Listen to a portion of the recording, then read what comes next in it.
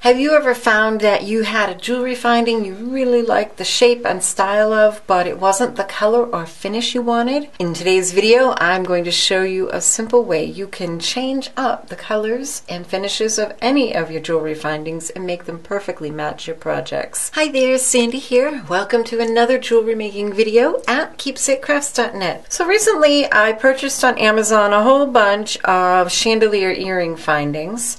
And I really liked the set because I got like 15 different styles and I got 4 of each, but they were all this kind of antique silver, which sometimes I use but not real often. And I wanted to make a pair of earrings that were gold. And so this is what I did. Very simple to do. I just used Swelligent metal coatings. The trick to doing something like this where you have all this detail that you don't want to lose is to use very thin coats.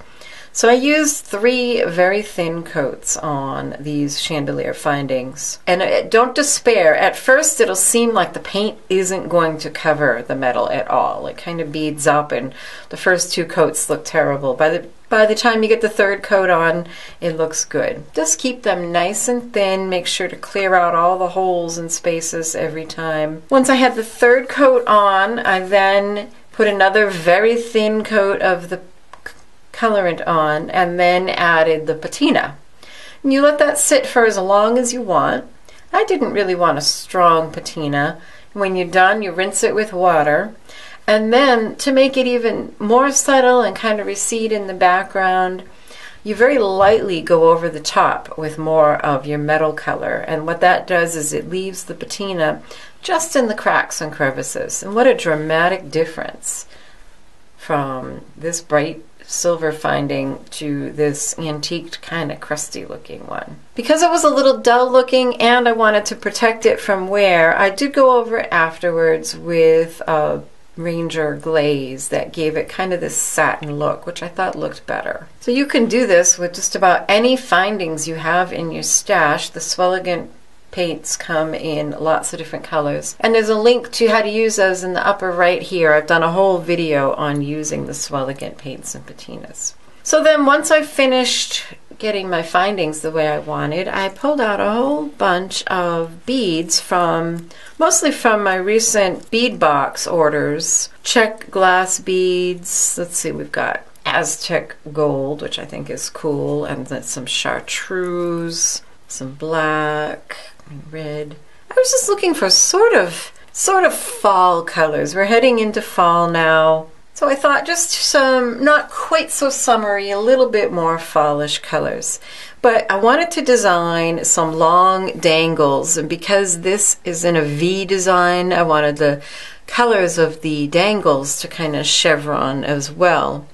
And I wasn't sure how to lay it out. If I did it just on my little surface here, they'd roll all over the place. And the channels on my bead design boards really are too wide. You don't really see what the effect is that you're going to get. So I remembered a tool that I purchased some time ago.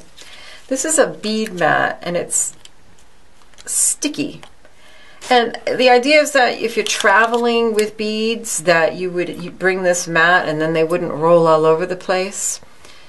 Now these have moved a bit on me, but what I did, I have here just a doll needle, and I started laying them out, and because it's sticky, they didn't move much at all. This has been transported quite a bit.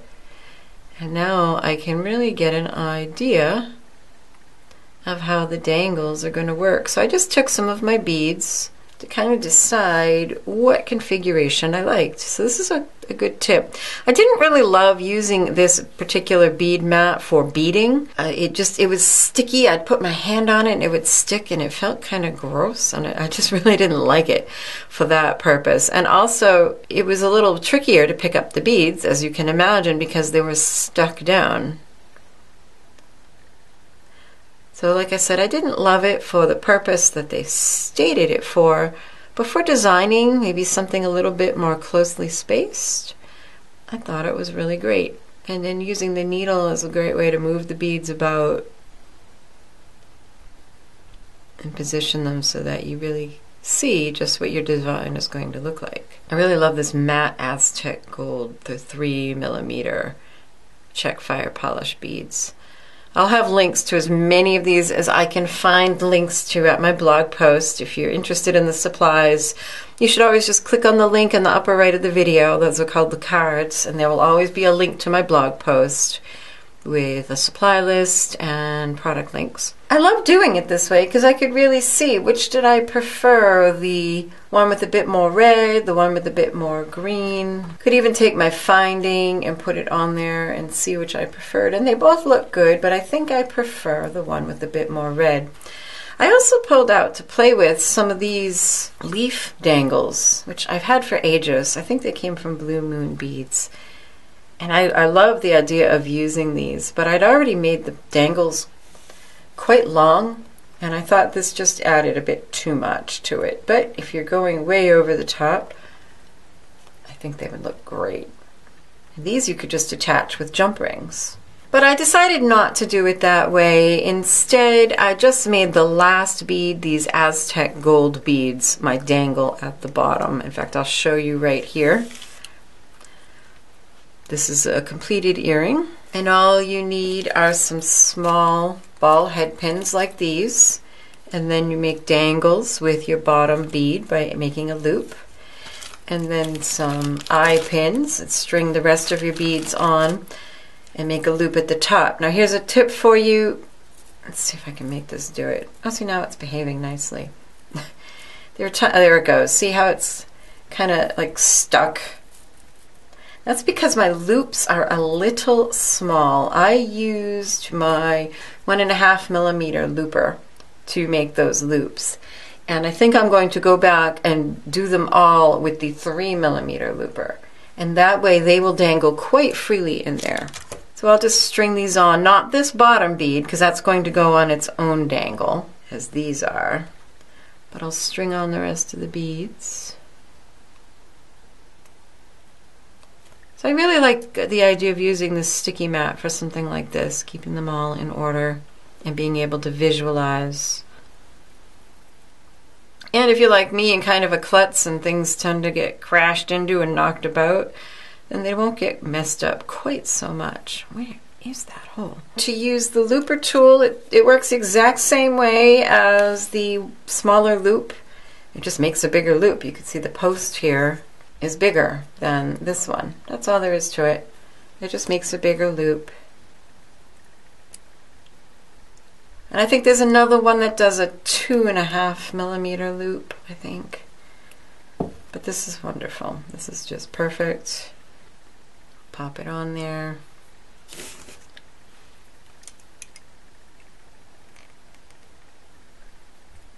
Close it up and see, now that dangles very freely and securely. And then I would just open this bottom one and add this little last bead. And you can do anything you want for the bottom one, of course. Like I said, these would be cute. I just decided, kind of unlike me, huh, to not go for much. They just seem like they'd be really heavy. And then you repeat until you have them all on your earring. Add an ear wire and you're all done. So I hope that you enjoyed this video and that you've benefited from it. And if you have, you might consider taking a look at my Patreon page for how you can get freebies from me, bonus tutorials, and all kinds of fun goodies, and help support this YouTube channel and keep it coming for free for everybody. Be sure to subscribe to this channel if you haven't already. Happy creating. Bye-bye.